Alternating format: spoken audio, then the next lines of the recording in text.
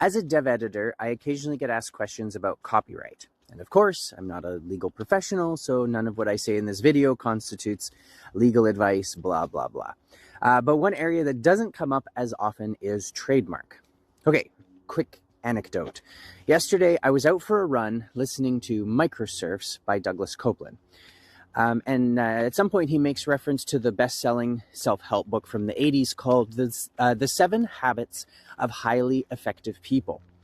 And an idea hit me that it would be funny and ideally helpful to write a book called The 7 Habits of Highly Ineffective Writers, with the idea that in my job, doing developmental editing, working with all these different writers, clients, I have observed some patterns with writers who struggle to get from early draft to finished product.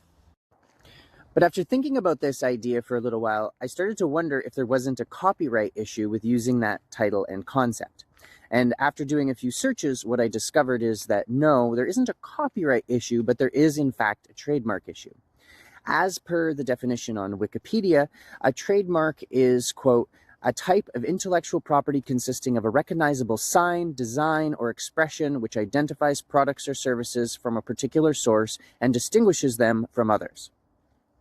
So this book, The 7 Habits of Highly Effective People, which was written by Stephen R. Covey, and the trademark of which is owned by Franklin Covey Company.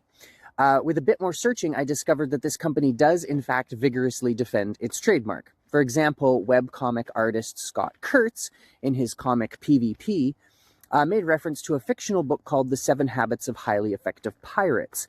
Franklin Covey issued a cease and desist, and the reference had to be changed.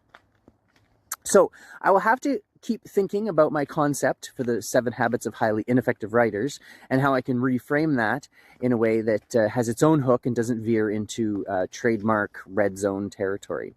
But it was a good lesson and a reminder that even if we're making a reference to something else, even in a way that could conceivably promote another person's work, we might be getting into dangerous territory. Again, this is not legal advice, but with anything involving a borrowed idea or a riffed on concept or an allusion or direct reference, it's always a good idea to do your due diligence and make sure that the idea or reference you're playing with is fair game.